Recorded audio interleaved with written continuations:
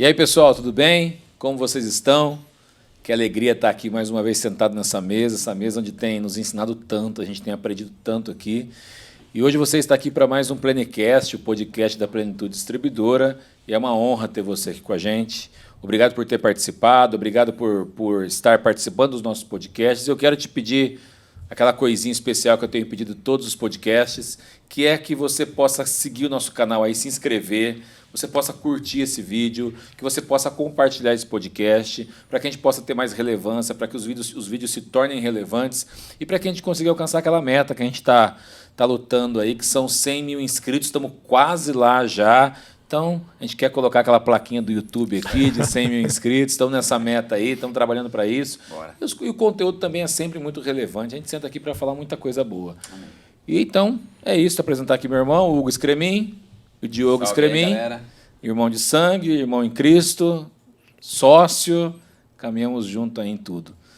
E hoje nós estamos com um convidado muito especial aqui, ele é importado, ele veio lá de Curitiba, outro país, está aqui em Terras Campineiras hoje. Saiu à noite de lá, viu stories lá, o pastor de noite, viajando. Caso ele dê uma cochilada aqui, não assusta, que ele está sem dormir, tá bom?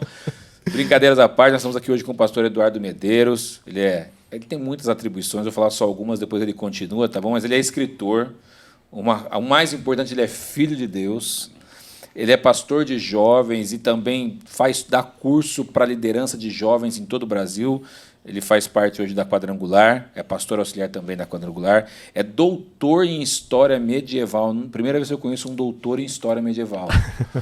Ele é professor universitário, ele é fundador da Parábolas Geek, né? Tá certo isso mesmo, a gente não sabe se é geek ou geek, né? Escritor, esposo e pai apaixonado. Pastor Eduardo, seja muito bem-vindo, é uma alegria ter você aqui com a gente. Bom ter você aqui, pastor. A alegria é toda minha, né? Muito bom, eu já tenho acompanhado o podcast e é muito bom fazer parte, né? Estar do outro lado da tela é sempre um desafio, porque a gente tem acompanhado a relevância e os temas, né? Então, poder contribuir com o podcast vai ser algo muito importante. Estou muito feliz de estar aqui com vocês. Bem, pastor. Pastor, conta um pouco para a gente, que a gente estava conversando aqui antes, sobre o seu trabalho hoje com a juventude, com essa liderança de juventude dentro da Quadrangular. Como que é esses cursos que você dá? Como que... Sim, eu sou pastor auxiliar dentro da Igreja do Evangelho Quadrangular. Há 10 anos já que eu já assumi, né, o pastorado. Auxilio na minha igreja local em Curitiba e recentemente, desde 2019, a gente tem acompanhado um trabalho do Conselho Nacional, né, da nossa denominação, e a gente tem viajado o Brasil todo conversando e ministrando treinamentos para líderes de jovens, porque a gente entende que se uma denominação ela vai ser saudável se cada igreja local conseguir crescer de maneira orgânica, equilibrada e saudável. E para isso a gente precisa de informação, né? Treinamento. No meu caso, quando eu assumi os jovens em 2011, não tive treinamento algum. Simplesmente caí de paraquedas e olha, agora você é líder de jovens. Foi na raça. Eu não tinha a menor ideia do que eu estava fazendo, né? Assim, a gente foi pela graça, né? Mas assim, faltava conhecimento. E depois de uma caminhada de quase uma década como pastor de igreja local, cuidando de jovens e adolescentes numa igreja lá de Curitiba, eu percebi, todos os erros que a gente comete, né, tentando acertar, eu acho que isso é muito relevante, né? Quando a gente erra na tentativa de acertar, se a gente puder passar essa informação adiante, uma nova geração de líderes não precisa cometer os mesmos erros que nós. Sim. Vão cometer outros erros, né? Mas enfim, pelo menos aquele caminho por onde nós já trilhamos, eles não vão precisar passar pelos mesmos problemas. Então, se a gente puder ajudar a acelerar, né, o desenvolvimento de uma nova geração de líderes, a gente ganha a igreja e o reino como um todo. Então é nisso que a gente tem focado o nosso trabalho nos últimos anos aí, falando de treinamento de líderes, né? Legal. Deixa eu só falar um negócio aqui, senão os caras ali vão me crucificar. É verdade, hein? Quero agradecer a Editora Esperança, nas pessoas aqui do Lincoln e do Guilherme, por ter trazido o pastor Eduardo Medeiros aqui, falar do lançamento dele, que é a Liderança Relevante, né? Estratégias e ferramentas para líderes de jovens. Obrigado aí, viu, meninos? Vocês são uma benção. Estamos ali com o nosso irmão ali, que está aparecendo sem esse bigode. A gente apelidou ele de Muhammad, né? Eu acho que vai pegar em Curitiba. Obrigado. Faz uma figurinha depois dele e manda no zap para mim. Obrigado, viu, meninas? Deus abençoe. Pastor, o senhor disse que caiu de paraquedas com a liderança e tal, e para a gente poder entrar no papo do livro. Vamos lá. Na sua concepção, o que é ser um líder? E eu vou complementar a pergunta. Como entender o meu chamado para líder e não ter medo desse desafio, uma vez que a liderança traz consigo responsabilidades? Essa é uma pergunta, digo que seria a pergunta de $1 milhão, né?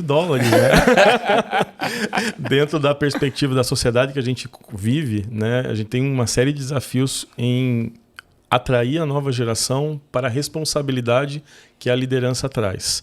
Muitas vezes a gente tem uma imagem um pouco deturpada que as redes sociais trazem de um certo glamour ou de uma fama que a liderança traz quando a gente está olhando apenas para alguns líderes que acabam tendo um bom desempenho em redes sociais, né?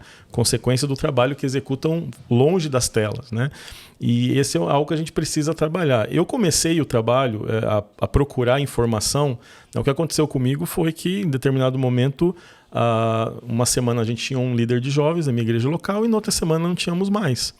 Claro que aqui em Campinas não acontece isso, mas lá em Curitiba é algo que a gente tem um problema, né? Que isso acontece de vez em quando, né? E não tinha sido preparado ninguém para assumir o lugar.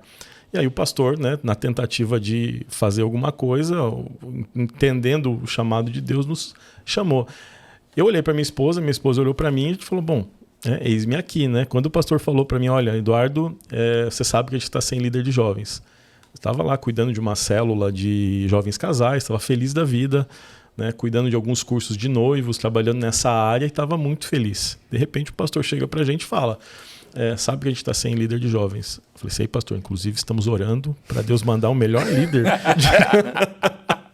Aí ele, muito esperto, falou, também estou orando e Deus já mostrou que é você e tua esposa. Deus já me revelou. Eu falei, no pastor, eu posso orar a respeito, que é outra coisa que você fala quando você quer ver se o pastor esquece de você, né? Não, pode, mas me dá a resposta em 5 minutos. que o conselho local está reunido na minha sala, preciso apresentar o nome de vocês, o nome ser aprovado, apresento vocês à noite, semana que vem vocês começam, né? Com livre espontânea pressão. Olhei para minha esposa olhou para mim e a gente falou assim, bom, um dia a gente disse, eis-me aqui, é hora de botar em prática. Exato. E aí nós começamos o trabalho. E a gente sempre começou a ir atrás de informação. A gente viajava para os congressos de jovens que a gente via, e era sempre uma bênção, mas algo que me chamava a atenção era as estratégias que eram apresentadas em muitos desses lugares, eu não entendia elas como úteis ou aplicáveis da maneira como elas eram ensinadas na minha realidade local. Porque assim, você vai em igrejas, mega igrejas, né? A minha igreja é uma igreja pequena, perto das grandes igrejas que a gente tem. E aí eu comecei a perceber que para usar as estratégias a gente precisa fazer uma adaptação cultural, né? Então, adaptar aquilo que a gente recebe. Porque às vezes, faça isso e você vai ter 5.000 jovens na sua igreja. Não, nem cabe 5.000 jovens na minha igreja. Então, nem é essa a vocação da minha igreja local. Então, eu preciso conhecer a igreja local, né? Então, é isso que levou até os nossos estudos e acabou gerando o livro, né, Liderança Relevante. Mas a questão de como a gente pode abordar é trazer a simplicidade do evangelho de novo. Eu vejo que a gente está um pouco envaidecido com uma série de questões. A igreja brasileira tem crescido muito, graças a Deus por isso. Nós temos aumentado, né? As estatísticas do IBGE apontam que em poucos anos nós vamos ultrapassar o número de católicos, né? Cristãos protestantes. Essas curvas estão quase se tocando, né? Uma curva de baixa com uma curva de alta. E aí fica a grande pergunta, né? E aí? Né? E agora? O que acontece depois? Né? Esse crescimento está gerando transformação na sociedade? Né? Então eu acho que a primeira questão o evangelho é simples. Né? Se eu fui salvo por Deus, eu preciso fazer alguma coisa. Não porque as obras que eu executo vão gerar alguma coisa da parte de Deus, mas em gratidão àquilo que eu já recebi. Então a primeira questão nós somos salvos e não merecíamos isso. Então, no momento em que eu entendo essa realidade, eu vou viver em função dessa verdade. Eu preciso fazer alguma coisa para continuar a obra de Cristo na Terra. Cada geração, né, como historiador, sempre falo algo muito interessante que eu tenho pensado, né? Se nós estamos aqui conversando hoje, isso significa que todas as gerações que nos antecederam cumpriram o seu papel. Sim. De uma forma ou de outra, o Evangelho chegou até nós. A gente pode passar horas aqui discutindo, né, os pormenores dessa, mas é fato que nós fomos alcançados pelo Evangelho. Se nós não fizermos nada, pode ser que vai chegar uma geração em que essa mensagem deixe de ser compartilhada por falta de mão de obra, por falta de interesse, por falta de vontade, enfim. Nós temos muitos desafios pela frente. Como tem acontecido em outros lugares do mundo hoje, né? Exato. A gente estava conversando antes, né, de começarmos aqui a gravação, de que o Brasil hoje é um reflexo do passado de algumas nações protestantes, né, que hoje a gente considera como pós-cristãs. Um fenômeno de fechamento de igrejas, e igrejas sendo transformadas em lojas, em bares, em tudo mais. E por que isso? Porque nós temos um problema que é um problema que não se restringe à igreja, é um problema da sociedade ocidental como um todo, que é a ausência de lideranças. Se você pega grandes empresas do passado, conglomerados, muitos eles não existem mais. Né? Se eu começar a falar, vou revelar a minha idade aqui, né? Eu ia te perguntar agora mesmo. Mas eu não sei qual é como funciona aqui. Mas você deve ser lá para a década de 70, mais ou menos.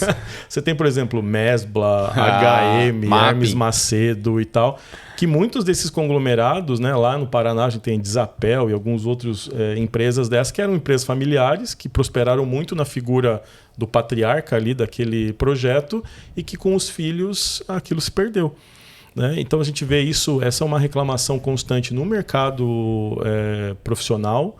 Né? As empresas carecem de novas lideranças, a sociedade como um todo carece e a igreja também carece de novos líderes. Então, se nós não fizermos nada, né, nós vamos fechar igrejas em pouco tempo. Estava conversando um pouco antes, né, que a média de idade dos pastores brasileiros tem subido muito. E o que isso significa? Eu gosto muito de estatísticas, né? Analisar esses números, né?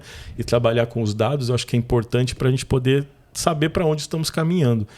E a ideia de uma faixa etária, uma média de idade muito alta de pastores, é que se nós não renovarmos os quadros, não tivermos novos pastores, né? Com uma mentalidade contemporânea, com uma idade apropriada, em pouco tempo esses pastores vão nos deixar. Né, esses pastores mais experientes que estão tocando a obra com uma maestria incrível, mas se eles não tiverem discípulos que possam substituí-los no trabalho que eles têm feito, muitas obras podem se fechar. Né? Então, a urgência de levantarmos novos líderes ela é muito grande. E eu vejo que muitas vezes o que falta para a gente é dizer que o evangelho é simples. Muitas vezes a gente faz uma série de programas humanos que vão trazendo complexidade para a coisa. Não, nunca vou ser líder. Nunca vou chegar aos pés dos pastores. Nunca vou chegar aos pés desses líderes que eu acompanho. As pessoas vão criando uma aura de que é difícil você ser um líder porque você está vendo alguém que está exposto na mídia, que tem uma grande visibilidade. E aí você olha para você e fala, não, estou muito longe do discurso, né? Porque a gente não sabe como as pessoas são internamente. O que a gente vê é o que elas querem nos mostrar. Né? E esse é um perigo dessa sociedade de redes sociais, porque as pessoas mostram o que elas querem, mas as pessoas estão admirando uma imagem. Um estereótipo, né? É uma imagem, não corresponde à realidade. Né? E isso traz sofrimento, traz uma série de questões que a gente precisa relativizar para que nós possamos falar, não, o Evangelho, Jesus, ele simplificou muito as coisas. Quando a gente analisa o debate dele com os fariseus, o grande problema era esse. Né? Os fariseus tinham toda essa questão de tentar manter a pureza do discurso, a pureza doutrinária, mas no final das contas foram complicando tanto que ninguém mais conseguia acessar aquilo que era simples. Né? E Jesus vem transformar isso de volta para mostrar para nós que o evangelho é simples. A gente precisa viver e ter relacionamento com ele. Qual o grande desafio que você vê hoje para os líderes de jovens do Brasil? Bom, uma questão importante é nós precisamos, além da informação teológica, a gente precisa estar antenado com o que acontece fora da igreja. Porque se eu penso em público-alvo, eu preciso pensar o que a sociedade tem produzido, né? Quais são os desafios da juventude ou da geração que eu estou analisando. E muitas vezes, como igreja, a gente fica tão envolvido com as coisas internas que eu deixo de olhar para aquilo que está acontecendo do lado de fora. Se eu quero ganhar esses jovens, eu preciso conhecer esses jovens. E o jovem que não faz parte de uma comunidade de fé, é bastante diferente daquele que está dentro. Tem os mesmos dilemas, mas eu preciso entender, né, de que forma a gente pode alcançar esse público distante.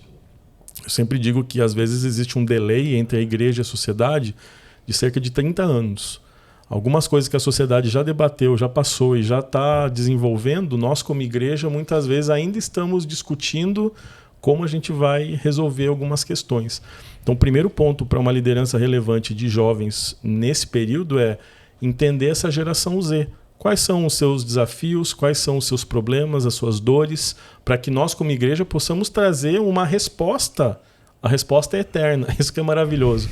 A palavra é sempre a mesma, mas ela traz um refrigério específico para cada geração.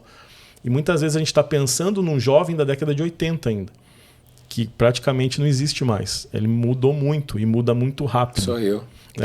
Já é um senhor, já. Já são. É que na verdade eu fui jovem na década né? de 90. Né? Eu era criança, até eu nasci em 83, eu era criança. Jovens na década senhores de 90. hoje, Jovem né? senhores. E a gente ainda está achando que esse jovem é um adolescente hoje e mudou demais. Mudou. Então a gente precisa, por mais que muitas vezes a gente não queira saber dessas coisas, eu preciso entender o que a sociedade, que jovem a sociedade está gerando, para que eu possa atender nas especificidades de cada geração. Esse eu acho que é um grande desafio, porque além do trabalho que a gente executa, além das leituras teológicas que você precisa fazer, você ainda precisa ter tempo para compreender as demandas dessa juventude nesse século XXI, nessa pós-modernidade, né? Que o Bauman chama, né, de modernidade líquida, que é bem interessante de discutir também. E até uma estratégia que você usou para comunicar com os jovens de uma maneira diferente, porque você pega... você escreve os devocionais pop usando os filmes aí do momento, Batman, Liga da Justiça, para mostrar para o jovem que dentro disso dá para ele gostar disso e ser cristão. Então, os devocionais surgiram desse meu fracasso de comunicação, né? Tentava ensinar, pregar para adolescentes usando teologia pesada do Instituto Teológico, né? Assim... A minha cabeça ia funcionar muito bem, né? Na prática foi um fracasso, né? Eu vi a falta de interesse. Você que está pregando, você olha o público, você sabe. Você consegue. É o termômetro, né? Você sabe se a palavra tá boa ou não. Você quer se enganar e tudo, mas você sabe. Olhando ali o semblante, você percebe se você cativou ou não. Né? E isso me levou a refletir um pouco sobre algumas questões, né? Eu sempre fui um nerd raiz, né?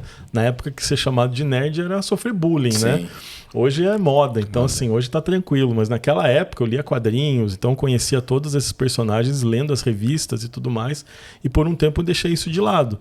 Nesse dilema interno entre pregar para um público que era diferente da minha geração, uma outra geração, eu procurei pregar a palavra usando como analogia algo que eles conhecessem, né? Porque Jesus fazia isso com as parábolas. Quando Jesus pregava, o público que ouvia, a multidão que seguia Cristo, era composta de quem? Basicamente, eram agricultores e pastores. Era um público simples agropastoril. Quando a gente analisa as parábolas, basicamente envolviam plantação, a questão do pastoreio, coisas do dia a dia. Então, assim, quando Jesus falava alguma coisa para iniciar uma parábola, todo mundo já interiorizava o que ele queria dizer. Quando ele usava a figura do grão de mostarda, todo mundo já entendia a comparação que ele queria fazer daquele pequeno grão com outras sementes maiores e o resultado que aquela semente dava. Então, só que hoje, se eu tentar contar a parábola do grão de mostarda para um adolescente, a única mostarda que ele conhece é aquela amarela que vende Nem sabe o que é um grão de... Vai pegar grão de mostarda. Então, assim, eu entendo, né, que a estratégia pedagógica da parábola ela funciona quando eu não preciso explicar todos os detalhes dela. É mais ou menos a ideia de uma piada ruim. Se você precisar explicar a piada porque a pessoa não entendeu, esquece. Mas o que eu faço? Quando a piada é ruim, eu já rio de mentira. Pra não deixar a pessoa constrangida. Então, mas se eu tentar, isso quer dizer aquilo, pronto, esquece. Acabou. Você só vai atrapalhar mais ainda, né? E eu vejo que a parábola tem esse sentido. Então, mas hoje o que essa geração conhece que eu não preciso explicar? Né? Esses personagens de filmes, séries e tudo mais, qualquer um, eles não conhecem um grão de mostarda, mas conhecem o Hulk ou o Capitão América ou o Homem de Ferro, enfim. Né? Então a ideia aqui é pegar a ideia das parábolas de Cristo e transformar elementos desse presente que possam comunicar princípios do Evangelho. Tudo num sentido de contextualizar a mensagem para ajudar na explicação, né, dos princípios. Porque tudo isso são ganchos que a gente usa, né? Às vezes eu quero já... no início eu queria já começar com termos em grego e em hebraico, achando que eles iam gostar disso, né? Eu posso fazer isso, mas no primeiro momento eu preciso conseguir a atenção desse público. Eles pensaram, o que esse cara tá falando? Não, era terrível, assim. Se eu começar a contar isso, já me arrepia, assim, porque eu passava as semanas pensando que eu ia falar para o pastor, avisando que eu não ia continuar com o trabalho, porque eu me sentia muito mal, assim. Eu sentia o pior líder de jovens do mundo. Quando eu comecei a pregar as mensagens envolvendo os personagens, eu percebi uma mudança no semblante. Daí talvez exista uma luz no fim do túnel para mim, né? E aí a gente começou um trabalho todo que resultou nos devocionais que a gente publica hoje. Você quer perguntar uma coisa que eu pensei numa coisa aqui, mas pode perguntar. Deixa eu perguntar uma coisa, pastor. É perguntar de idade, olha que beleza. Quando o seu pastor chegou e falou, Eduardo, você vai ser o pastor de jovens. Porque às vezes as pessoas pensam, o líder pensa, é muito jovem para assumir liderança, ou às vezes a pessoa pensa, sou muito velho para assumir a liderança. Como fazer para acertar a mão para o jovem, para a liderança jovem? Eu com 40 anos, por exemplo, não me viria nunca como líder de jovens hoje, entendeu? Ok. Na época, quando isso aconteceu, já tem uma caminhada, o que eu sempre digo para o pessoal, muita gente acha, não sou capaz, ou eu não tenho perfil para isso, né? Então, assim, primeiro a gente precisa orar para entender o que Deus está movendo, né? Mas, principalmente, olha, se você não bota fé em você mesmo, se você acha que não é capaz de executar essa função, entenda que você tem um líder que orou para que Deus falasse com ele. Então, assim, se a sua fé não é suficiente para que você possa, de repente, né? Não, eu sou bom nisso, né? Você não vai ter isso, né? Muito difícil se você já não começou o trabalho. Então, duas coisas que eu sempre falo. Primeiro, faça de tudo na igreja. Se você não tem ideia, né? Eu posso orar para Deus mandar um anjo e com espada de fogo em riste e dizer, olha, eis que te digo e já falar tudo que você precisa fazer. Pode acontecer? Pode. Deus, ele é criativo, soberano, enfim. Mas não é a regra, né? Mas e se não acontecer? Você vai passar a vida toda aguardando isso, esperando por um momento uma epifania dessas e ela não acontece? A sua vida vai passar diante dos olhos e você não fez nada. Então, se não acontece, Deus continua usando pessoas. E essas pessoas, né, são os nossos líderes. Então, assim, quando ele falou isso para mim, eu não me via nessa posição, né? Mas quando ele disse isso, eu tinha uma paz em dizer, bom, ele é o meu pastor, ele não vai me colocar numa furada, né? Então, foi ali que a gente começou uma jornada. E se eu tivesse recusado lá, não estaria aqui hoje. Sim. Então, assim, é algo que a gente não pode desprezar os pequenos começos. Quantos anos você tinha quando você aceitou isso? 29 anos a gente tinha quando assumiu. Jovem. Né? Minha esposa tinha 28, né? Um ano a menos. Então, a gente estava caminhando dentro dessa jornada. Então, assim, não me sentia capaz, não tinha filhos ainda, tive filhos depois, e as coisas foram acontecendo. Mas, assim, tudo demanda de um sim. Né? Algumas pessoas recebem um chamado de Deus, assim, Deus já fala tudo, revela tudo que você vai fazer e fica fácil de seguir. Né? O que eu digo que o meu chamado ele é uma sucessão de pequenos sims. Deus vai abrindo portas e eu vou dizendo sim, e as coisas vão acontecendo.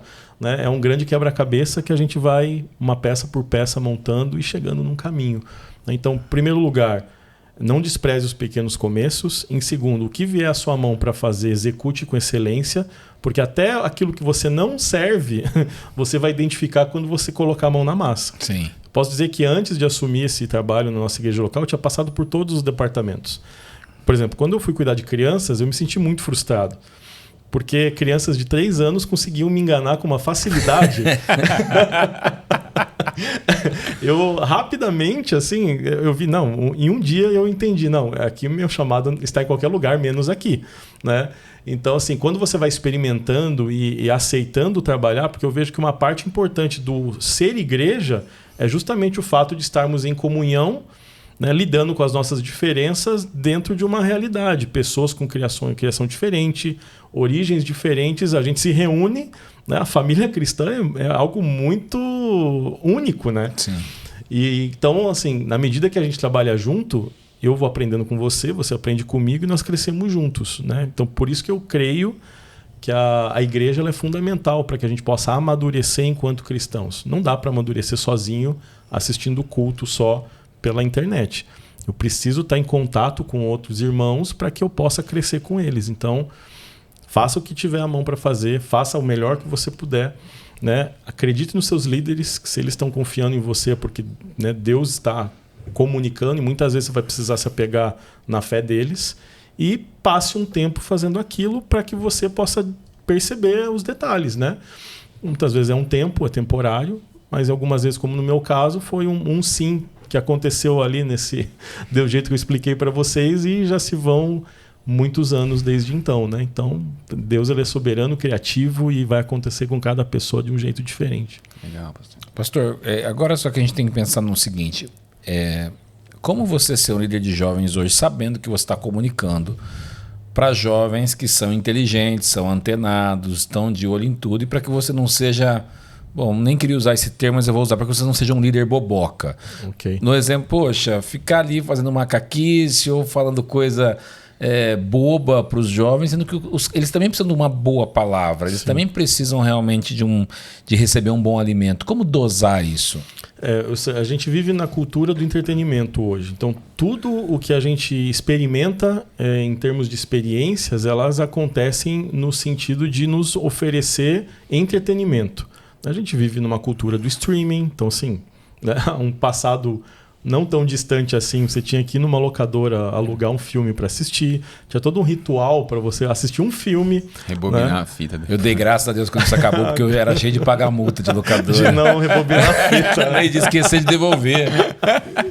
Então, assim, a gente vem de uma cultura que era muito mais pontual para algo vasto agora, né? Até quando você ia assistir alguma série, alguma coisa, tinha horário marcado e dia da semana para assistir aquilo. Você não podia perder. Exato. E agora não. Agora eu assisto a hora que eu quero, quando eu quero, do jeito que eu quero. Se eu quiser passar a noite assistindo uma temporada inteira, eu termino ela.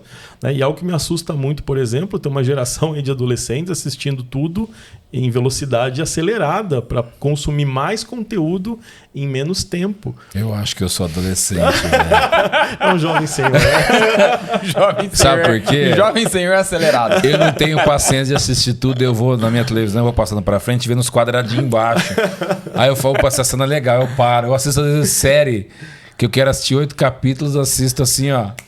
Não façam isso em casa. É um mau exemplo, tá? Então, assim, todo o trabalho de quem pensa em fotografia, em trilha sonora e todos esses detalhes, né, foi pensado de uma forma, a gente, né? E assim, até está sendo produzido conteúdo já pensando nesse tipo de consumo. Então, muita coisa que a gente vê, fotografia, trilha sonora, montagem de som e tudo mais, elas estão mudando muito em função desse consumo diferenciado, né? Então, assim, a gente tem uma cultura de entretenimento estabelecida e a gente tem uma tentação muito forte de levar isso para dentro das nossas igrejas. E o que a gente precisa entender é que programação não amadurece ninguém. Assim, um evento ou alguma coisa não serve para te trazer maturidade. A maturidade vem com o processo, e o processo ele é lento, o que é outro desafio para uma geração que, né, diz que pode se alimentar com algo que é preparado em 3 minutos, né? Sim. Então, assim, é muito difícil dizer que você precisa de tempo para as coisas. Quando eu olho para a palavra, eu vejo que todo mundo que está lá esperou. Tem Abraão que esperou para o cumprimento da promessa. Davi é ungido rei e não acontece no versículo seguinte uma carruagem leva ele até o palácio onde ele ia reinar. Ele sofre, a vida dele vira um inferno depois desse momento. A gente tem o exemplo de Jó, a gente tem o exemplo de Daniel. Tem um exemplo de Moisés, a gente podia ficar aqui o dia todo falando sobre a espera. Então a espera faz parte da nossa maturidade e a gente precisa incutir essa questão. Porque como o entretenimento está em todos os lugares, a gente não pode permitir que a igreja se transforme em entretenimento em si. Né? Então o que eu vejo, eventos são importantes com um propósito. Para que você está fazendo o evento? O evento serve para você, de repente, trazer pessoas, usar como estratégia para que as pessoas conheçam o trabalho, enfim. Mas isso não pode ser só isso. Se a igreja se transformar só em eventos, nós vamos ter uma geração inteira de jovens rasos que vão se acostumar com eventos e não vão aprofundar as bases da fé. Então, assim, um elemento para ajudar nessa discussão, né, de como dosar isso, tenha os eventos, mas pense que o processo de crescimento é no dia a dia. Né? E não sature com esses eventos, porque senão a gente cria uma audiência que vai se ligar apenas nesses movimentos. O movimento é bom, é maravilhoso, mas a segunda-feira vem, eu sempre digo, né? Todo retiro, todo evento, congresso, ele acaba no domingo e a segunda-feira vem. E na segunda você vai voltar para os mesmos problemas que você estava antes. Então, se não houver uma mudança de mentalidade que vem com o processo, eu vou sempre estar na dependência de um novo evento que me dê uma carga, né? Eu sempre que é um choque. Né? Como se fosse lá um desfibrilador que você leva algo espiritual que, se você não tratar o caráter, não resolver a questão de santificação, não avançar nessas questões, você vai estar sempre precisando de uma dose maior, né? Uma carga maior. E a gente vê então uma geração que fica indo de um evento em outro toda semana porque precisa desse desfibrilador espiritual, digamos assim, porque não está criando raízes. Então, assim, eu vejo que essa é uma questão para a gente começar a falar a respeito desse assunto, né? Criar raízes na igreja local, eu acho que é fundamental para que a gente possa ter esse equilíbrio entre uma cultura de entretenimento do lado e comunicar o evangelho com uma geração acostumada com esse entretenimento todo. É que às vezes o jovem, ele vê o jovem, nem só o jovem, mas acho que todos, por vezes, eles sempre acham a grama do vizinho mais verde, né? Ele fala, pô, naquela igreja está acontecendo isso, vou lá. Aí ele fica lá 6 meses, pô, mas agora tem a outra que está fazendo isso. E assim, ele não cria essa raiz, né? Não cria intimidade com o pastor, com o discipulador, com quem está ajudando ele de verdade, né? Uma palavra que rege as motivações dessa geração, falando de jovens adolescentes, o que a gente costuma dizer aí a geração Z, é justamente a questão da experiência. Então, assim, algo que as gerações anteriores elas tinham algo muito claro de estabilidade. Ou seja, nossos pais, avós, eles tinham orgulho de ter, por exemplo, iniciado numa empresa e se aposentado na mesma empresa. Foi crescendo dentro daquela empresa e conseguiu se aposentar ali. E dizem isso com orgulho. Né? Essa geração não vai fazer isso. Eles vão experimentar aquilo que as empresas podem oferecer por um tempo, até que elas aprendam tudo que elas acreditam que podem aprender ali. Quando acabar esse período, elas vão para uma nova experiência de trabalho. Né? Então, muitas vezes eu preciso entender a dinâmica de uma geração e outra para não julgá-la a partir da minha ótica. Porque daí alguém que começou a trabalhar numa empresa e se aposentou na mesma empresa, olha para essa tendência, fico 2 anos numa empresa, 3 anos na outra. Essa pessoa que passou 30 anos no mesmo lugar de trabalho, olha para isso e fala, não gosta de trabalhar.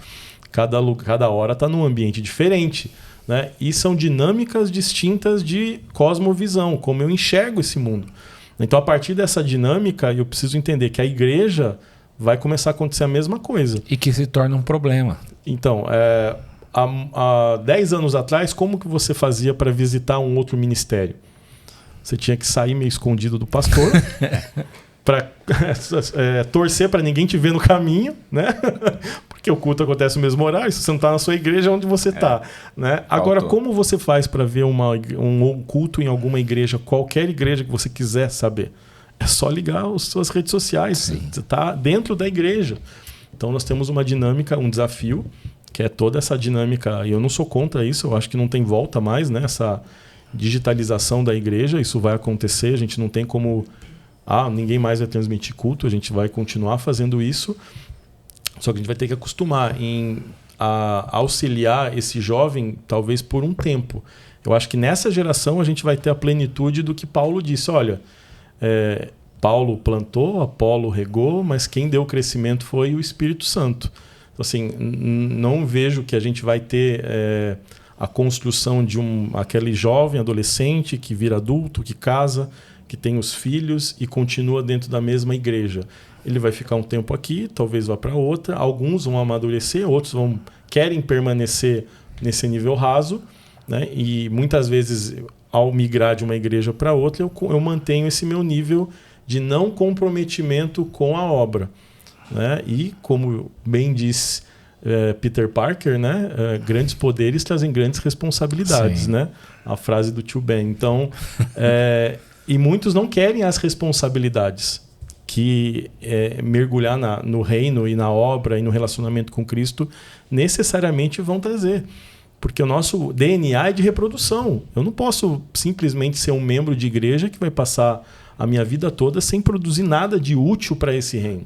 Isso vai contra João 15 também, né? Então eu preciso fazer algo, né? E quando eu vejo uma geração que não está muitos, né? Claro, a gente tem muitos exemplos disso, mas de maneira geral a gente vê que muitos não estão interessados, então acontece esse movimento que eu chamo de movimento pendular, né?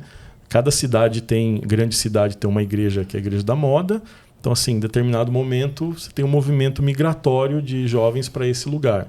Passa um tempo, outra igreja se levanta como... E nem é a própria igreja que faz esse processo de ser a igreja, né?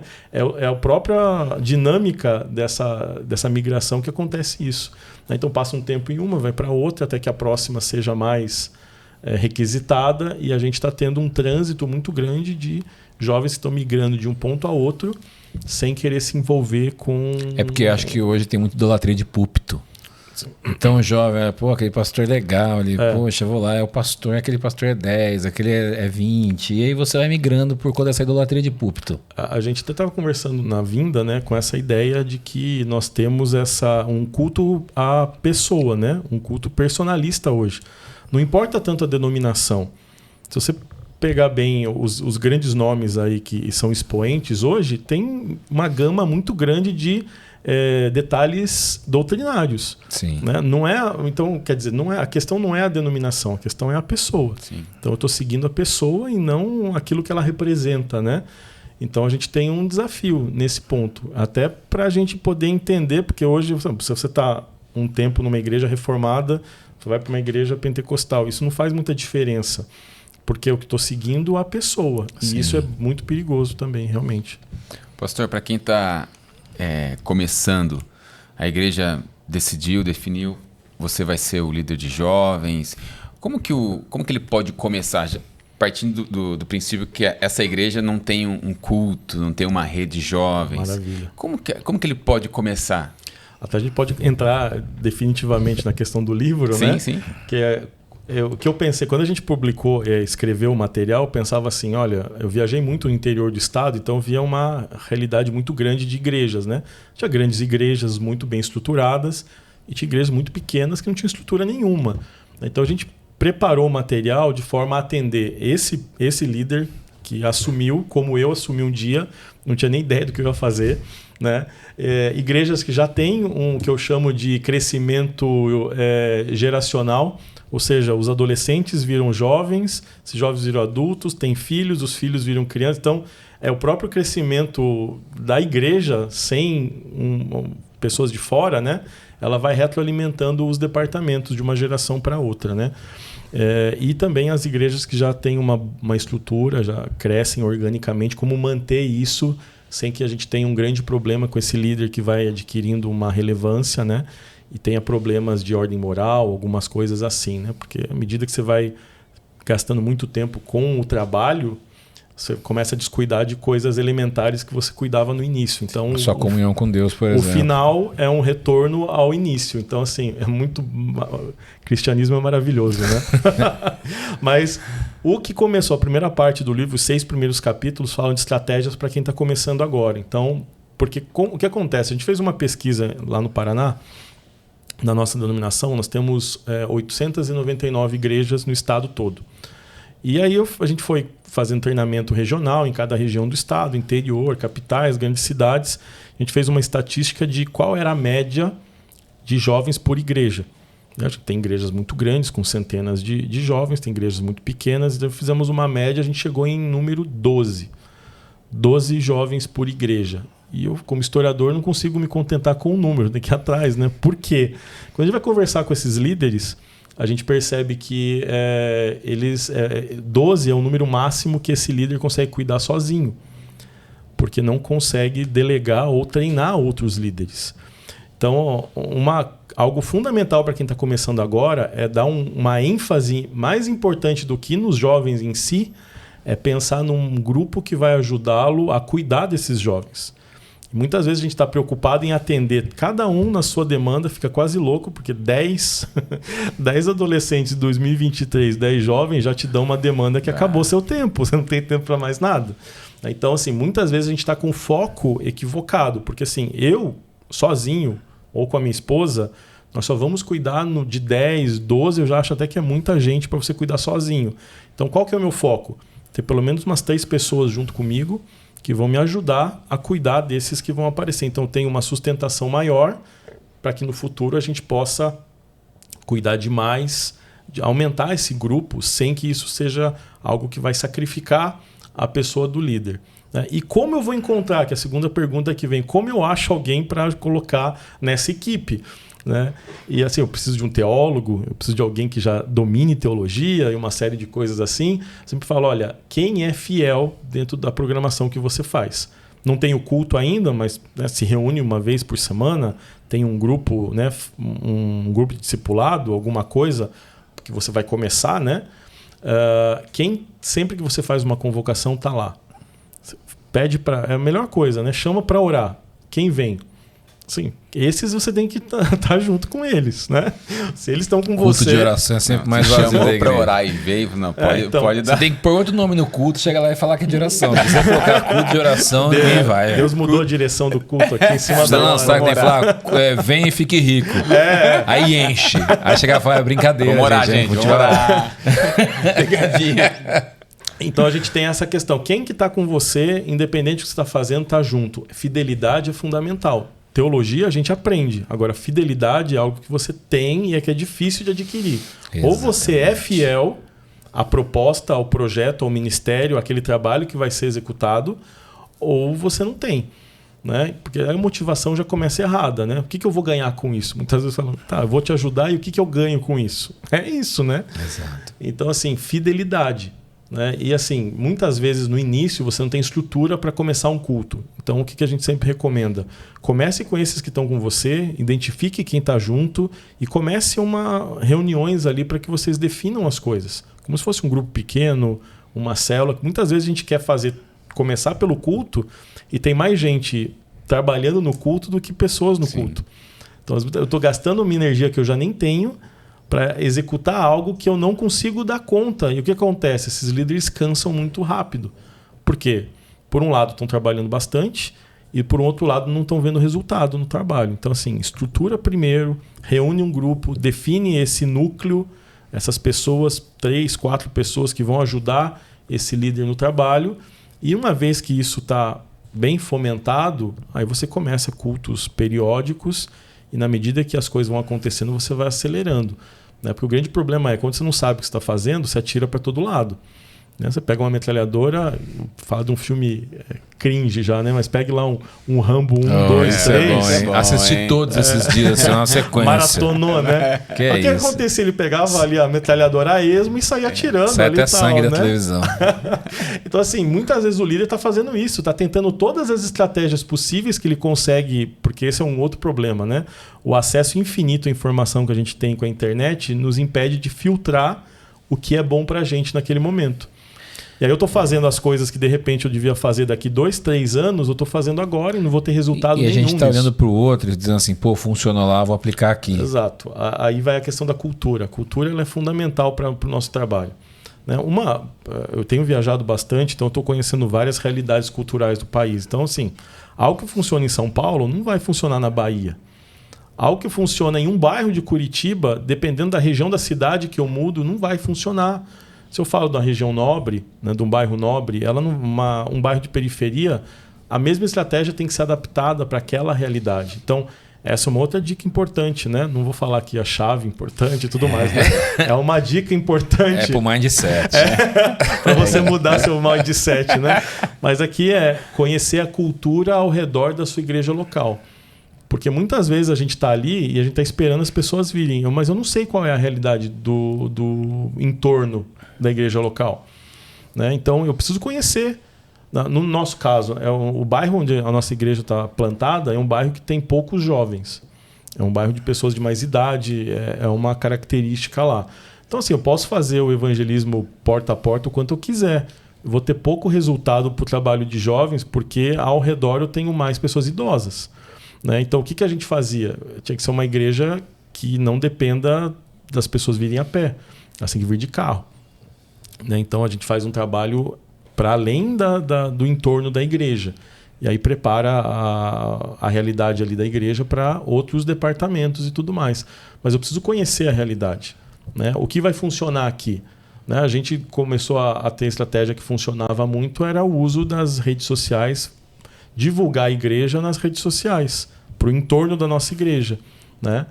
Tem uma experiência muito interessante. Né? A gente ia evangelizar de porta a porta antes do culto, né? no sábado, com o nosso culto era no sábado ainda, e tinha ali, né, como o pessoal era classe média e tudo mais, então assim, o pessoal estava lá lavando seu carro no sábado, a gente batia lá, olhava para nossa cara, falava, é crente, né?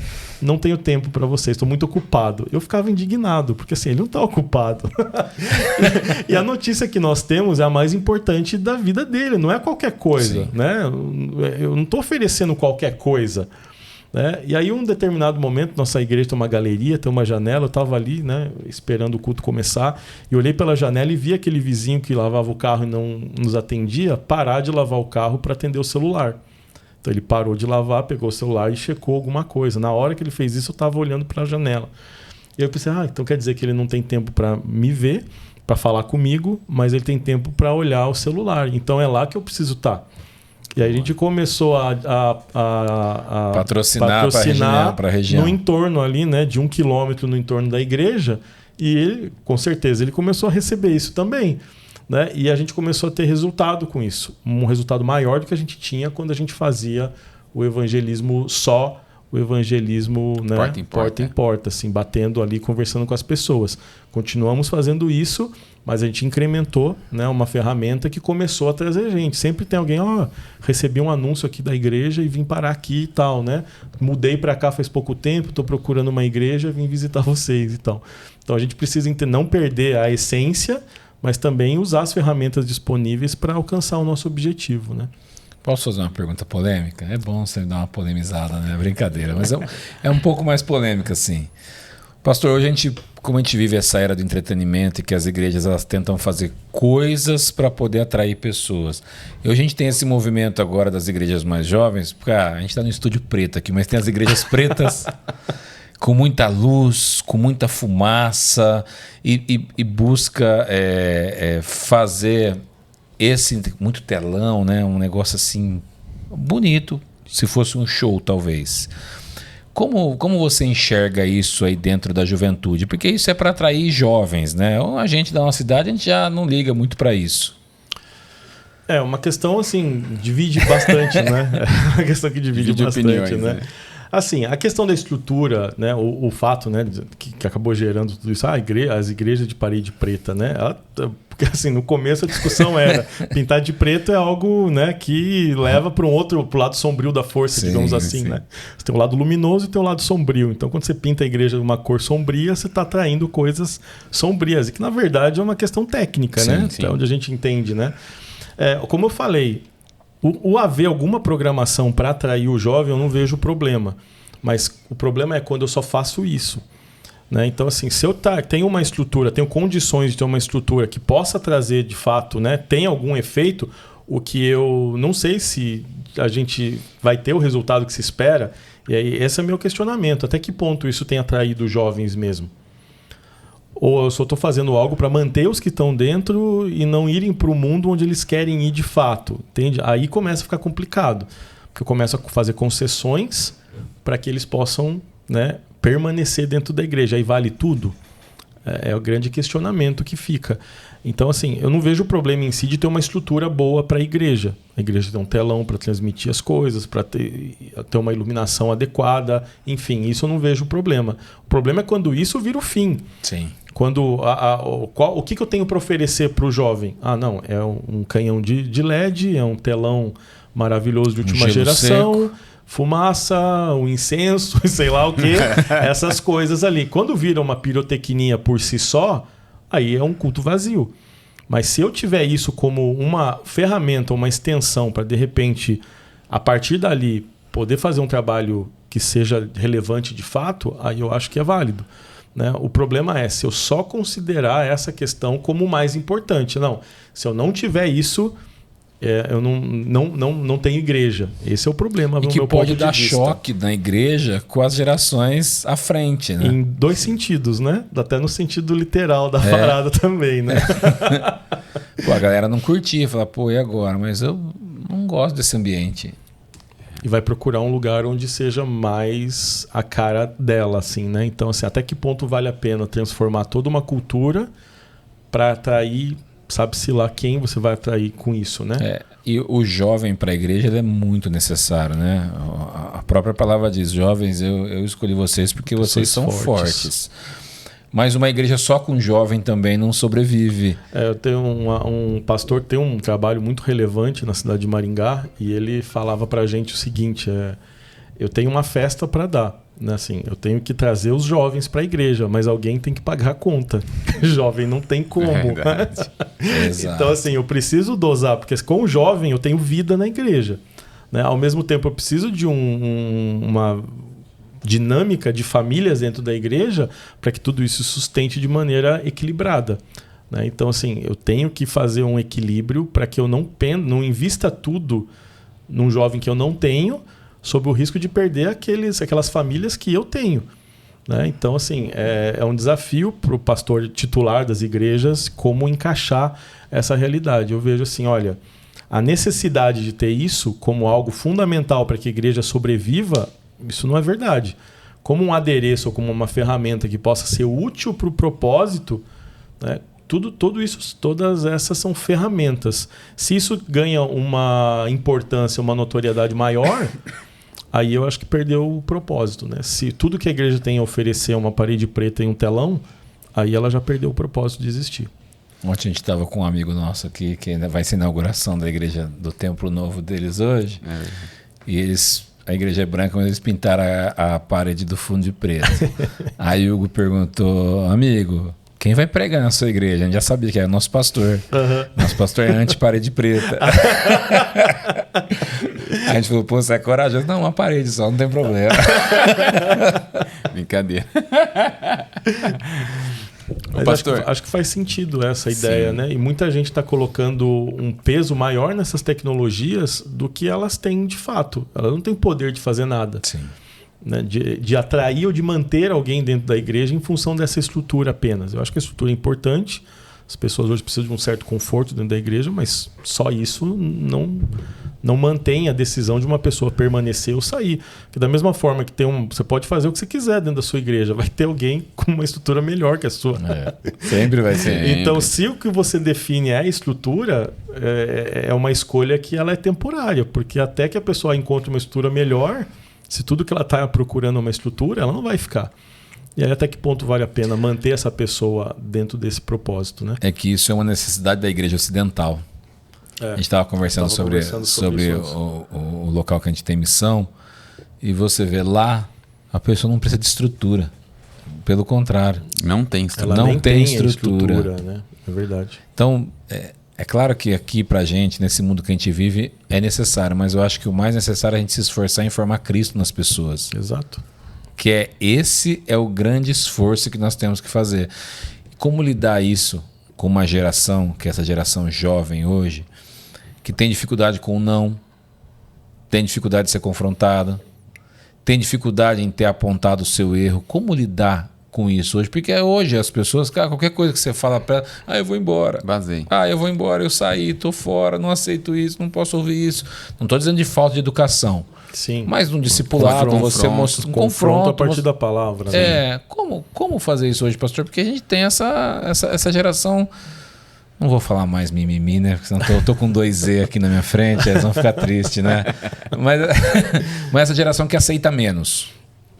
É interessante a questão, porque a gente tem muitos desafios com relação ao contato, ao tato. Porque assim, quem viveu numa outra geração enxerga tudo isso como algo simples.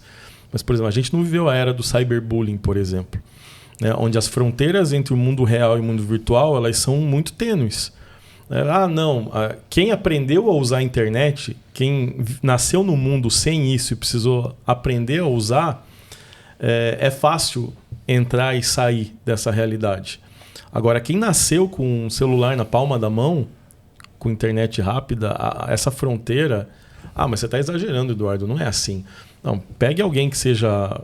Alguém vai lá e faz um comentário terrível sobre alguém numa rede social. Uma menina posta uma foto e vai alguém lá e destrói a imagem dela naquela foto. Fala tudo de ruim que ela viu naquela foto. Isso não vai afetar ela na vida física dela? Então, assim, temos uma série de coisas que não existiam no passado que desafiam essa geração, né? Vou defender o meu público aqui, né? Isso. Mas enfim, essa questão é uma realidade. O que eu vivi muito, nós vivemos, né? Muitas vezes o problema nem é o adolescente ou o jovem, são os pais deles. Muitas vezes eu ia confrontar o jovem alguma coisa, um líder que eu tinha que fazer alguma coisa que precisava de um discipulado mais próximo, precisava, por um tempo, abrir mão daquele cargo que estava executando. E assim, o problema não era nem ele, o problema eram os pais que vinham dizer que eu não podia fazer aquilo com o filho ou com a filha. Né? Então, assim, é um problema mais grave. A gente vive um padrão de parentalidade, né? Os pais, que a gente tem uma geração de pais que estão perdidos também. Sim. Que não tem a menor ideia de para onde estão indo enquanto pais. Fruto de toda uma construção que a gente vem lá da década de 70, né? Por exemplo, os nossos avós. Poucos têm avós que se divorciaram, por exemplo. Agora, pais, já tem muitos que já têm pais que se divorciaram. Né? E a minha geração, por exemplo, que já é essa terceira dentro dessa estrutura, aí nem se fala. E esses filhos da minha geração estão ficando adultos, estão se casando, estão tendo filhos. Se não tiveram referência de pai... Né? Por exemplo, eu e a minha esposa somos um caso desses que pode dizer que era perdido. Né? Meus pais se divorciaram, eu tinha 9 anos de idade, minha esposa também é fruto de pais divorciados. Assim, a gente tinha tudo para dar errado. E a gente falou assim, olha, tudo que a gente viu que não deu certo no relacionamento dos nossos pais, a gente não vai fazer. Né? E eu acho que vai dar certo. E a gente completa terça-feira 20 anos de casados, né? Minha esposa, né? Então, assim... É algo que a gente vai... Tudo são experiências para a gente só precisa aprender a usar elas a nosso favor. E nesses anos liderando os jovens, eu percebi muito essa dinâmica. Eu, como líder, preciso me posicionar. Eu não posso fazer concessões daquilo que a palavra de Deus diz. Tem coisas que eu posso relevar. Algumas coisas são minhas opiniões, outras coisas são diferenças menores que eu posso lidar com elas. Sim. Agora, quando a gente vai para a palavra... eu preciso me posicionar sobre o risco de perder a relevância dentro do meu trabalho. Se a pessoa vai sair dali, o que aconteceu várias vezes, né, faz parte. Hoje eu entendo que faz parte. E muitas vezes, assim, eu sempre digo, né, hoje eu fico feliz quando eu olho para o Instagram de alguns desses adolescentes naquela época, que hoje já se casaram, já têm seus filhos, estão aí em outro ministério voando. Legal. Eu falo, bom, tudo bem, Deus me dá, eu só fico com a carne de pescoço, o outro pastor vai lá e recebe o filé e tudo pronto, tudo resolvido, né? Mas é algo que a gente precisa fazer. O que a gente, como líder, precisa ter isso muito claro é que eu preciso ter a consciência tranquila de que a minha parte eu fiz. Sim. Talvez naquele momento não exista maturidade ainda para assimilar essas informações, mas eu entendo que no tempo certo, né, cada um tem um ritmo, né? E hoje a gente vê que isso é muito dinâmico. Talvez em alguns anos, né, eu já tive muitos casos de alguns que eu tive esses problemas, né, de olhar, mostrar a palavra, olha, isso aqui a palavra diz a respeito disso que você está fazendo, está errado. Né? Você precisa mudar isso. Não quero mudar, vou embora. Tá bom. Anos depois a pessoa volta, pede perdão. Não, eu estava errado, era muito imaturo e tudo mais. Claro que como ser humano, dói. Sim. Muitas vezes você passa anos ali investindo na vida de alguém e quando você menos espera, acontece algo assim. Mas faz parte. Jesus foi traído, Jesus não era unanimidade, tinha uma série de desafetos, mas algo que ele nunca negociou foi os princípios. Sim, sim. E eu acho que a gente precisa seguir o mestre nessa questão em todas as outras, né? Para poder ter um ministério de sucesso, não no sentido que a gente vê hoje. Né? Porque o sucesso hoje para as pessoas é você ter uma igreja gigante. Número, né? É número, né? Eu vejo que Jesus estava preocupado com a qualidade daqueles que estavam com ele. Né? Então, eu vivi muito isso. A gente conta experiências como essas no livro, o que fazer no caso disso, né? E assim, é desgastante, você fica triste, porque a gente é ser humano, mas no longo prazo a gente entende que fez o certo. Quando eu não abrir mão, porque eu não posso, né? Alguém está fazendo algo muito errado, eu não posso simplesmente dizer, não, fica com o jeito que está e está tudo certo. Né? E que muitas pessoas fazem isso hoje para manter a pessoa na igreja. Né? Existe uma linha tênue, né? Eu falei muito sobre adaptar a linguagem, mas a gente tem que manter o princípio. O que muitos têm feito hoje? Tem usado metade do princípio, né? Usado meias verdades, né? Pega elementos que a palavra aponta, mas eu uso só um elemento, né? Deus te ama. É fato, a Bíblia diz que Deus nos ama de forma incondicional, tanto que enviou o Filho dele para morrer em nosso lugar pelos nossos pecados. Agora existe um outro lado, que muitas vezes está sendo suprimido, né? E o que tem nesse outro lado? Justamente a ideia de que nossos atos têm consequências. O que eu fizer aqui, eu vou colher, né? Então, isso é um outro lado complicado, que é o não usar todos os princípios para manter um discurso agradável para o público. Nosso discurso ele não é um discurso agradável. Se olhar o que Jesus fazia, ele não era agradável dentro da religiosidade da época, né? Sim. Então eu preciso pensar bastante nisso. Eu não posso querer só agradar, porque eu sempre digo, militarmente falando, se você não está sendo atacado pelo exército inimigo, tem duas coisas que aconteceram. Ou você desertou, fugiu do campo de batalha, ou você se aliou ao inimigo. Né? É a única forma de você não ser incomodado numa guerra pelo exército com o qual você está lutando. Ou você traiu teu exército e agora faz parte do exército inimigo, ou você fugiu da batalha e está longe dela. Né? E o nosso cristianismo é uma luta diária. Primeiro conosco, né? Uma batalha diária com nossa carne, com os nossos pensamentos, uma luta contra a sociedade, contra o sistema que rege a sociedade que a gente vive e, por fim, com forças espirituais. Né? Isso que a palavra de Deus diz. Esses são os 3 inimigos que o cristão tem. Sim. Né? Mas muitas vezes a gente está dando uma força para o inimigo, adaptando demais o texto, né? Fazendo enxertos ou tirando partes do evangelho que não agradam.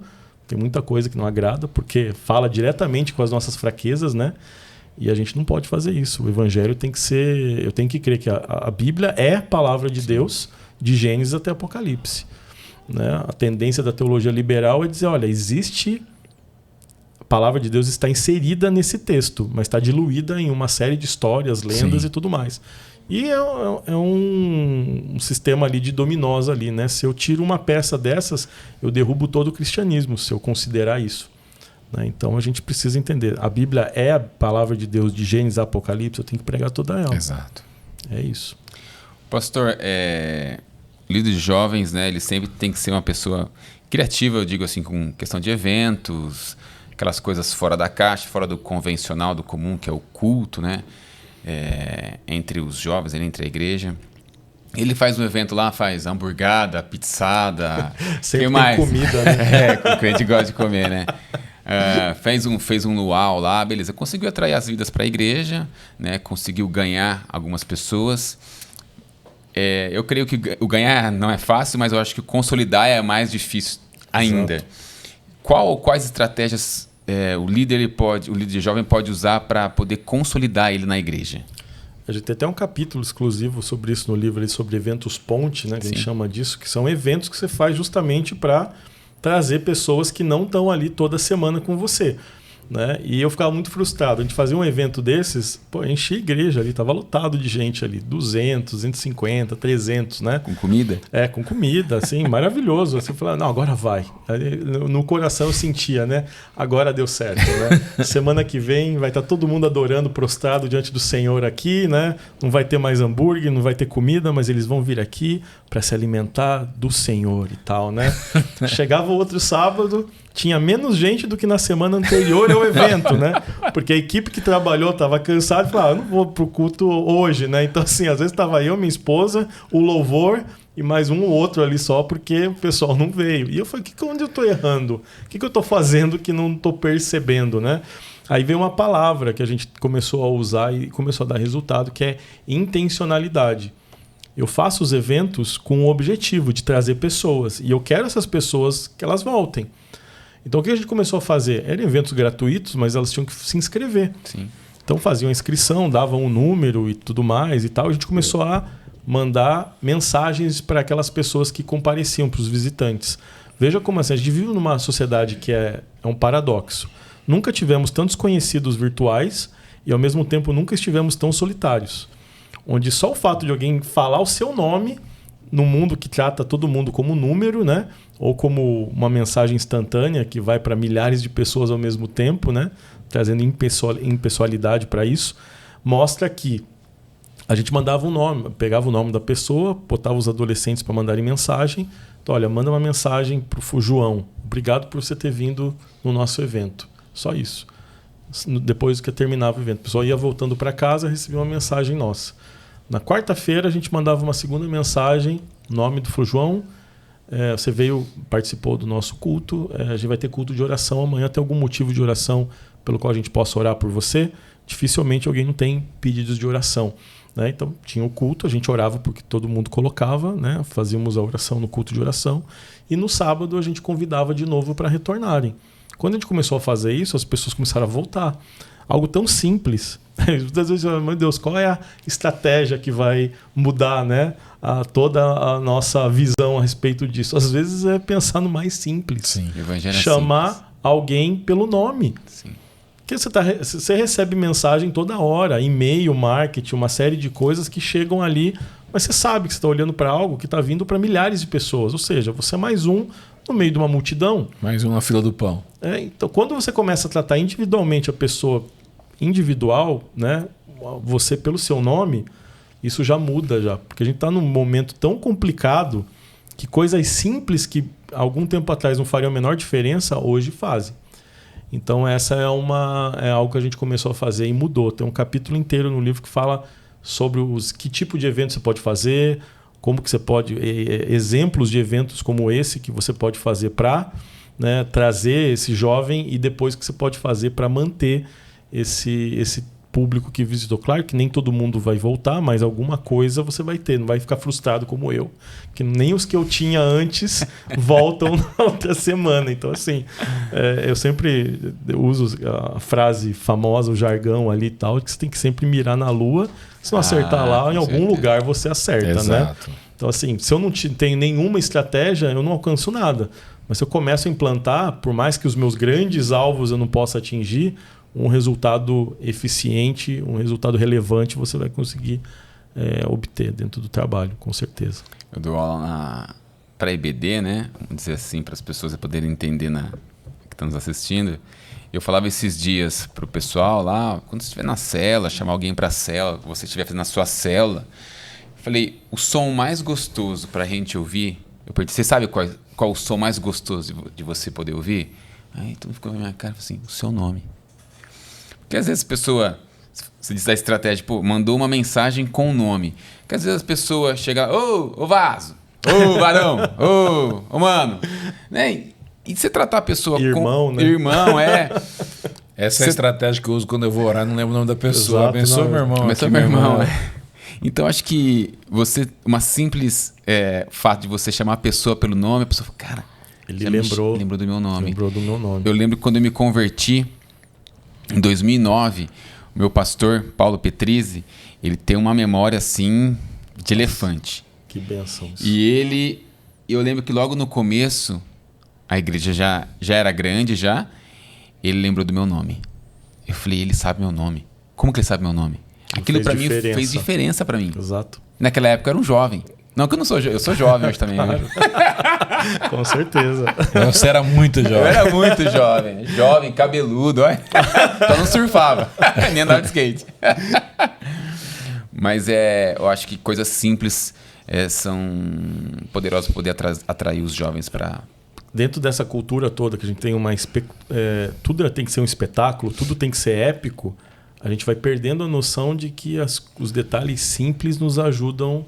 Porque é algo muito perigoso essa cultura do épico, né? Eu costumo chamar isso. Olha, tudo tem que ser o evento na sua vida. Todo congresso vai ser o divisor de águas na sua vida. E para algumas pessoas de fato vai ser, mas para outras não. Sim.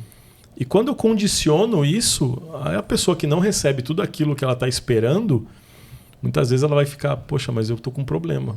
Porque a pessoa quer ficar buscando de experiência em experiência, Exato. né? Então, veja assim, experiência vazia só pela experiência, né, nos transforma em um fanático. Exato. Né? E só o conhecimento sem a experiência nos transforma em legalistas. Né? Então, tem que ter um equilíbrio entre as duas coisas. Né? Os eventos nos trazem experiências e é maravilhoso isso, a gente precisa. Né? Eu estava comentando, né? Sou doutor em História, eu passei 10 anos no Departamento de História da Federal e muitos momentos ali de crise que você tem, porque poxa, você é confrontado o tempo todo, né? Pelos textos, pelos historiadores, pela historiografia, muitas vezes, né? Coisas que vão contra aquilo que a gente acredita. O que eu me lembrava nesses momentos era das experiências que eu tive. Falei, não, ninguém pode tirar isso de mim. A experiência que eu vivi com Deus é algo real que eu sei que é real. Sim. Eu não estou baseando a minha experiência na experiência do meu pastor ou de algum líder que eu admire, que eu estou seguindo. Não, eu tive experiências, né? E a grande máxima é muito realidade. Deus não tem netos. Então, assim, eu não posso viver experiências pelo meu filho. Ele tem que viver as experiências dele com Deus. Né? Então, eu vejo que a gente precisa dosar isso com muito cuidado, porque toda essa geração que está embutida de pregações online só, acompanhando pastores ali midiáticos e tudo mais, corre um risco grande de perderem as experiências. Sim. E se você perde a experiência, no momento do desafio, que todos nós vamos passar em algum momento da nossa jornada, se eu não tiver algo muito firmado em Deus, eu vou me perder no meio do caminho. É muito disso que acontece aí com os jovens, principalmente quando eles vão para a universidade. Né? Sim. Você vê aí, meu irmão, que a gente lida com tanto pastor, a gente conversa com tanta gente, com pessoas importantes do meio gospel, que são uma bênção. E a gente valoriza muito elas, mas acima disso a gente valoriza muito o nosso pastor. A pessoa que está com a gente, que tira meus carrapichos, que me ajuda nas minhas dificuldades, né? Que caminha com a gente. Chora junto, se alegra conhece junto. A sua história. Exatamente. Sabe seu nome, conhece seus filhos, sabe da sua família. Né? E não é nem o problema não é esse pastor que está ali. O problema é o outro lado que coloca uma expectativa ou uma admiração que não condiz com a realidade. Né? Coloca algo acima, aquele que está assistindo, acompanhando determinado personagem aí desse nosso mundo protestante brasileiro e coloca uma expectativa que nem a pessoa que está ali fazendo o vídeo ou pregando ali, ela tem. Exato. Né? A dinâmica das redes dá um poder que muitas vezes você não tem noção disso. Né? É assustador às vezes, né? Alguém reconhecer você na rua, por exemplo, né? Porque assistiu alguma coisa tua na internet, achou uma foto sua quando você era magro ainda. Então... Era preto e branco. O print é eterno, né? O print é eterno. Olha, meu irmão contava pra mim. Ele teve na Bienal e a gente palestrou no stand da Amazon sobre como vender em marketplaces, tá? Meu irmão foi um palestrante lá. E meu irmão falou que tinha, nosso podcast que é pequeno ainda, mas uma menina, né?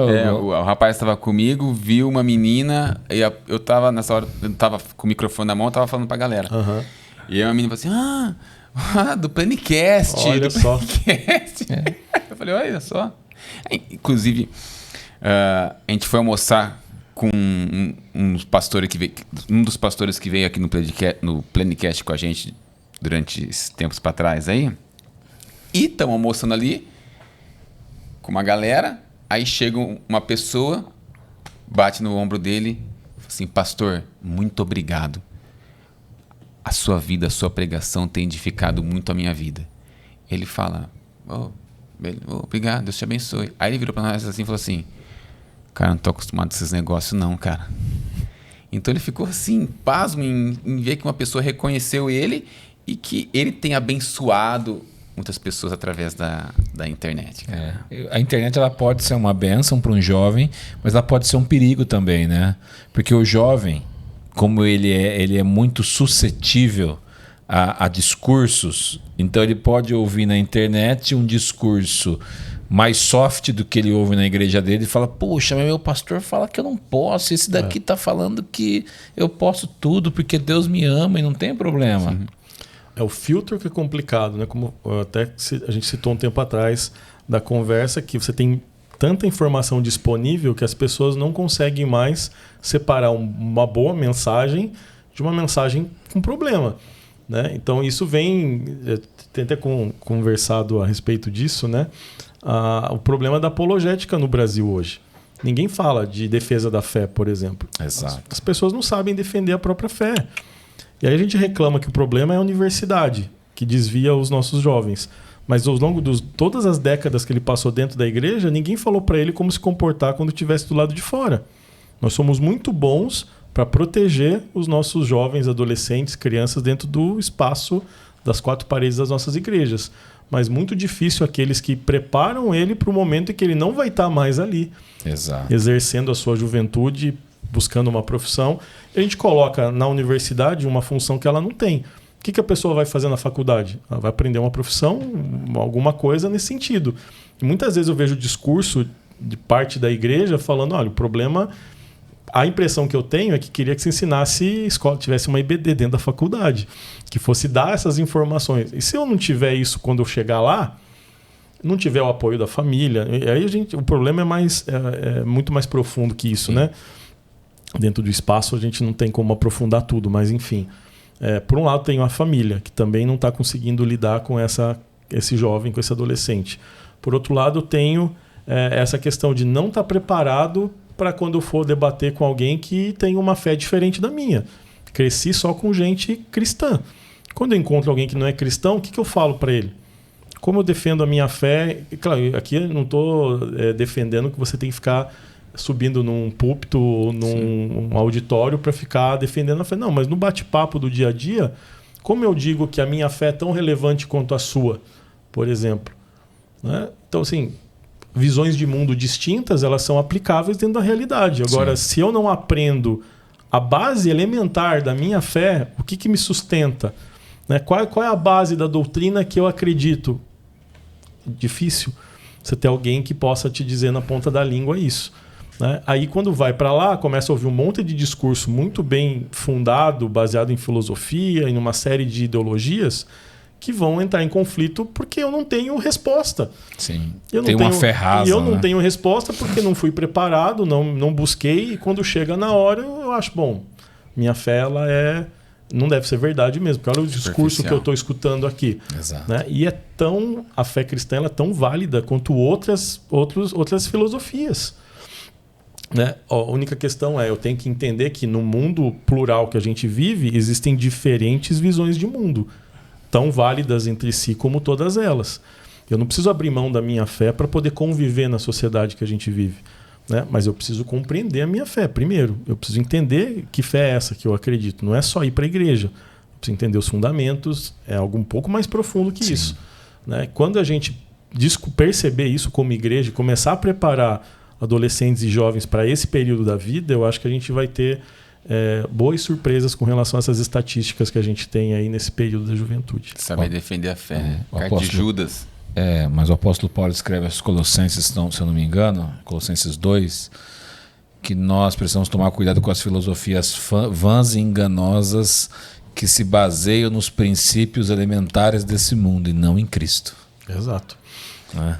E se eu não tenho a base elementar de Cristo, exato, como eu vou separar as coisas, né? Então eu vejo que a grande confusão que a gente vive hoje, principalmente quando a gente olha para o meio acadêmico, é essa falta de sustentação de defesa da nossa fé. E isso nos leva a não conseguir reagir, e não sabendo reagir, eu acabo perdendo a minha noção do evangelho e começo a entrar em dúvida quando eu começo a ser colocado em xeque, né? Sim. Judas, versículo 3, diz: amados, quando me empenhava para escrever-lhes a respeito da salvação que temos em comum, senti que era necessário corresponder-me com vocês para exortá-los a lutar pela fé que, uma vez por todas, foi entregue aos santos. Tinha muita heresia entrando na igreja. Ele falou assim, olha, poderia escrever a respeito da salvação, mas pera lá, vamos defender um pouco a nossa fé. Vocês precisam entender o que entender é. Vamos entender a base. Pense nesse período, né? Eu acho que é o período mais complexo da igreja, quando os apóstolos começam a morrer e você já não tem mais uma geração de líderes que viram Cristo. Pense, você não tem uma Bíblia, você não tem um texto sagrado, toda a sua fé está pautada no testemunho dos apóstolos. Oralidade, né? Assim, e de repente eles vão envelhecendo, vão sendo martirizados, vão, né, sofrendo o martírio. E agora? Como vai ser a próxima geração? Olha o risco que a igreja corre na primeira geração, né, na transmissão para os discípulos dos discípulos de Cristo. Eles iam pregar algo que eles não viveram. Eles iam falar de um Cristo que eles não viram. Toda a base da informação que eles trazem está baseado no testemunho dos apóstolos. Né? E assim, eu fico imaginando o João como o último deles vivos, né? Tá acabando, né? De repente ele lá, né? O idoso num canto de uma igreja, olhando para aquela realidade, falando assim: esse jovem pastor que está pregando não ouviu a voz dele, né? Não viu o sorriso dele, não via como ele curava as pessoas, né? E talvez isso levou ele a escrever as epístolas, escrever o evangelho, porque era necessário que essa igreja nascente conhecesse o mesmo Cristo que ele. Né? Então essas epístolas são maravilhosas, porque mostram para a gente uma urgência em transmitir uma mensagem sob o risco da gente perder. Porque além desses evangelhos genuínos, tinha muita coisa, como a gente diria hoje, né? Muita fake news rolando por aí, né? Com os livros apócrifos ali que rolavam, com o nome de apóstolos que nem tinham sido eles que escreveram, né? Então, como documentos históricos, os apócrifos são muito interessantes a gente ler para perceber o que estava se falando de Jesus naquela época, né? Então... outra coisa que a gente também tem que se alertar é porque o próprio Jesus avisa que no fim dos tempos o amor de muitos esfriariam, pessoas iam apostatar da fé. Então, se a gente não fizer esse trabalho de base com os jovens, que são a próxima geração, a gente corre o risco de ter uma grande apostasia e perder essa comunicação para a próxima geração. Eu tenho, nesses treinamentos que a gente tem feito esse ano especificamente, algo me chamou muito a atenção. Né? Uma das conversas é, olha, a gente tem feito muita coisa boa para a outra geração. Nós somos muito bons em servir a próxima geração com programações, com elementos, com estratégias, com ferramentas, com uma série de coisas. Mas nós não estamos fazendo com a outra geração. Nós precisamos voltar no tempo, né? Porque se a gente olhar algumas décadas atrás, não se esperava esse jovem ficar adulto para poder dar responsabilidade para ele. Então você faz as coisas com a outra, tem um peso muito diferente. Né? Depois de passar meses ali fazendo isso em igrejas de todo o Brasil, falando dessa mensagem, resolvi fazer a mesma coisa. Né? Então, o último devocional que a gente lançou na Bienal do Rio tinha essa proposta. Escrevi um livro infantil com o meu filho de 8 anos. Que legal. Muito mais difícil, né? O processo é muito mais lento, mas o resultado é diferente. Um livro de crianças, escrito por uma criança, tem um impacto diferente. Né? Então a gente precisa retomar essa ideia de que eu não posso considerar essa geração como alguém que não possa produzir nada até que tenha uma maturidade que eu tenho na minha cabeça. Se eu olho para a palavra, até crianças foram usadas por Deus. Né? Grandes homens de Deus ali começam os ministérios enquanto ainda eram muito jovens. Então juventude não é sinônimo de imaturidade. Existem muitos jovens senhores por aí imaturos que continuam sendo adolescentes em termos de maturidade mental. A idade tem uns que a gente conhece, a gente fala, pô, não cresce, né? Síndrome de Peter Pan. A idade cronológica ela não condiz necessariamente com a idade mental das pessoas, né? Então eu acho que a gente precisa incutir responsabilidade, trazer para perto, chamar a responsabilidade, porque assim é o tempo deles. A gente tem sempre aquela tendência, né, de chamar as crianças às vezes na igreja, esse aqui é o futuro da igreja. Não, eles são presentes da igreja, eles estão aqui. Né? Se você vai contar no culto, as crianças contam também como quem veio para o culto. Né? Então, assim, se eles são contados enquanto participantes daquela programação, eles são fundamentais dentro do trabalho. Né? Eu não posso olhar eles como um futuro possível, eles já são um presente real. E isso também, dentro dessa geração, jovens, adolescentes, enfim. Né? E a gente tem que parar com essa ideia de que eu tenho que fazer tudo para eles. Então eu me torno um segundo pai ou uma segunda mãe, né? E estou servindo eles quando eu preciso amadurecer. E como eu faço isso? Chamando eles à responsabilidade. Dando coisas para que sejam feitas. Fazer junto, caminhar junto, para que amanhã ou depois eles possam ir muito mais longe do que a gente foi. Amém. Pode falar. Você ia falar junto? Pode falar. Eu sou junto. Pastor, como manter, tipo assim, sempre tem aquela coisa, poxa, te chamei para você ser líder, né? Tem aquela motivação quando a pessoa já recebe já o chamado, mas tudo passa por pelo teste do tempo. Eu considero um outro desafio também manter motivada a galera. Sim. Como que o senhor motiva o people aí? Como motivar esse povo? Porque é natural, às vezes, ter altos e baixos, né? Assim, a gente percebe essa dinâmica, né? Naquele número, né, que eu falei um tempo atrás, 12 por igreja, a gente chegou num número também de 3 anos dos líderes à frente do ministério. Era a média do tempo que eles ficavam à frente. E aí, mas por quê? Como é que você trabalhava quando você assumiu? No primeiro ano não sabia o que fazer, atirava para todo lado. Então não resolveu nada. No segundo ano eu achava que sabia o que tinha que fazer. Então eu direcionava melhor as estratégias, esperando colher um grande resultado no terceiro ano. O resultado não vinha, eu desanimava e entregava o ministério no final do ano. Então assim, existe uma dinâmica. Eu acho que o ponto fundamental aqui é que o líder entenda o papel que ele tem dentro desse grande propósito. Muitas vezes hoje eu vejo que isso está melhorando, mas um tempo atrás a gente tinha problemas do próprio líder de jovens da igreja com o pastor titular da igreja. Um conflito, eu quero fazer tudo, eu quero mudar, eu quero criar estratégias mirabolantes e meu pastor está numa outra geração, né? Então, primeiro ponto, você é o auxiliar do seu pastor. O dia que você quiser fazer algo mirabolante, você ora e Deus te dá uma igreja para você fazer o que você quer lá dentro.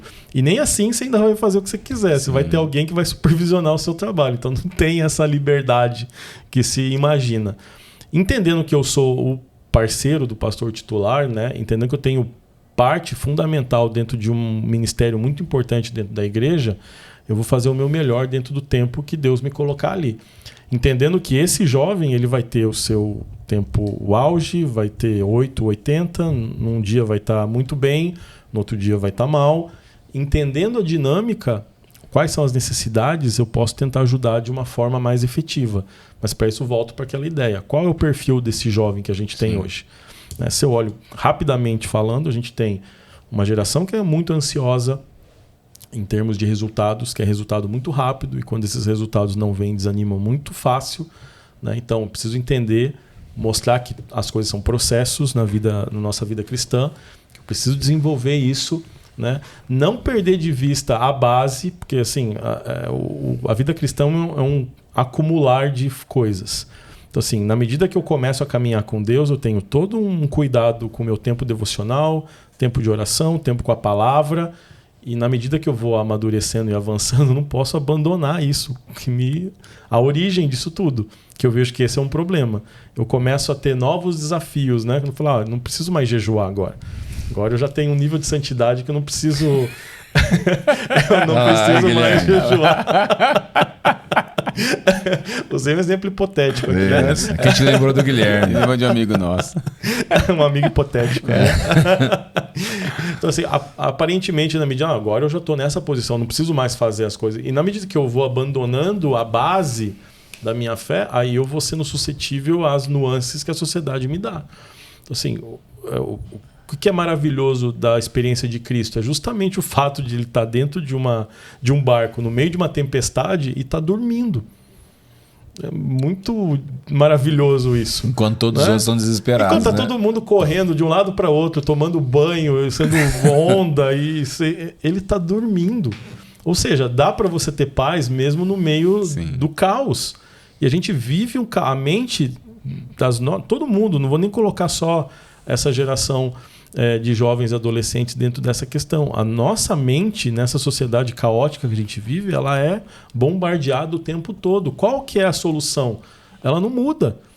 É eu conhecer a Cristo e colocar minha confiança nele. Eu deixo de ter uma expectativa excessiva nas coisas ao meu redor e foco a minha atenção em Cristo. Sempre foi assim e sempre vai ser, né? Ele é o mesmo ontem, hoje e sempre. Então, assim, às vezes eu estou querendo nuances de Cristo, né? Um novo Cristo que não é o bíblico. Né? Então, se eu entendo que ele é a base de toda a nossa fé, eu coloco a minha confiança nele, eu fico menos suscetível a essas alterações todas, né? De olhar para o lado, né, e ver Pedro caminhando sobre as águas. E quando você olha para Cristo, você faz algo que é quebrar as leis da física. Sim. Agora, quando você olha para as circunstâncias, você é suscetível a elas. Então, eu vejo que falta a gente voltar à base de entender, olha, Cristo é suficiente. Sempre foi suficiente para a igreja. Né? E muitas vezes a gente está querendo colocar outras coisas além de Cristo para nortear a nossa fé. E aí vai dar problema. Pastor, a gente tem uma pergunta bônus. Pergunta, já estamos na pergunta bônus? Já estamos na pergunta bônus já. Pergunta... Olha ali, ó. Sabe quanto tempo a gente conversou aqui já? 20 minutos. 1h30. É meio desgastante você estar com o relógio nas suas costas, você não vê o tempo que passou, né? 1h30 a gente já conversou. Foi bom, hein? Foi bom. E se deixar, a gente... Se deixar, você nem vai embora para Curitiba hoje. Fica aí. Né, Guilherme? Pastor, não sei se você já viu algum podcast nosso até o final, mas a gente tem sempre uma perguntinha bônus. A galera fica meio sempre assustada aqui, né, quando a gente faz a pergunta. Mas a pergunta bônus é aquela pergunta apocalíptica que a gente faz. A gente é pós-tribulacionista. Então a gente sempre usa o exemplo que o mundo está acabando, né? Quer dizer, na verdade o mundo está passando por uma destruição. A gente está aqui no meio desse quebra-pau. E vai precisar fugir, sair da sua casa, você vai pegar uma mochila e vai colocar 2 livros dentro dessa mochila que você vai levar com você nessa viagem, com exceção da Bíblia. Quais seriam esses livros? Uau, só 2? Só 2. Falar com o professor colocar só 2? Tortura, né? É porque é realmente aqueles que, a necessidade, que marcaram a sua vida. Eu colocaria o 40 Dias com Propósito dentro dele, né? Colocaria também... Avivamento Urgente também, Lauryn Hill, porque eu acho que é fundamental a gente falar a respeito de avivamento. A gente corre um risco muito grande de perder a base e a seriedade que é o caminhar com o Espírito Santo na nossa geração. Né? Existe toda uma construção teológica deturpada que banaliza a atuação dos dons espirituais na nossa geração. Infelizmente, muitos casos têm razão isso, né? Sim. Acaba virando... As redes sociais, isso vira chacota, né? Sim. Mas quando a gente olha a urgência desses avivalistas que infelizmente nos deixaram e não estão sendo substituídos outros, né? No lugar, né? Então eu vejo que é importante que esse discurso ele continue entre nós. Assim. Esse livro ele é pequeno, mas ele é fundamental para que a gente possa entender a seriedade do agir do Espírito Santo numa geração, na nossa geração. Amém. Pastor, fala pro pessoal aí de casa, seu livro. A gente fala aquele merchan, né? Então, a gente está muito feliz em... Literalmente, eu vi o livro pronto hoje, no caminho para vir aqui. Né? Ele chegou muito... Ficou muito bonito. Viu? Ficou bom? Então, a gente ficou legal? O editor está aqui, eu tô olhando para ele. Está ali. De parabéns. Um trabalho muito bom. A gente procura... existem muitos manuais sobre liderança de jovens e a gente procurou diferenciar esse livro dos demais no sentido prático das estratégias.